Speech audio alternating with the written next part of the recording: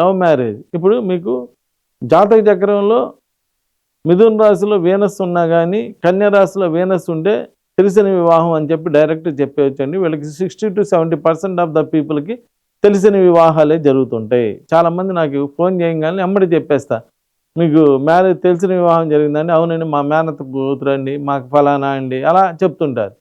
ఇక్కడ తెలిసిన మ్యారేజ్ లేదా అరేంజ్డ్ మ్యారేజ్ అనేది మనం చూసి చెప్పేసేయచ్చండి. ప్లస్ నంబర్లలో కూడా మనం వాడే పేరులో కూడా కొన్ని నంబర్లు 33 అని ఒక నంబర్ ఉన్నది. ఇది ఎక్కువ శాతం లవ్ మ్యారేజెస్ అంటే తెలిసిన మ్యారేజ్ జరగడానికి అవకాశం ఉంది. అలానే 3వ నంబర్ కూడా ఎక్కువగా తెలిసిన మ్యారేజ్ జరగడానికి అవకాశం ఉన్నది.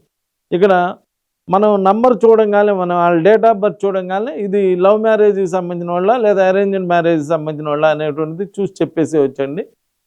అలా ఒకవేళ కనుక లవ్ మ్యారేజ్ ఇబ్బంది ఉంటే కొంచెం గైడ్లు కూడా చేయడానికి వీటన్నిటికి కూడా అవకాశం ఉంటుంది.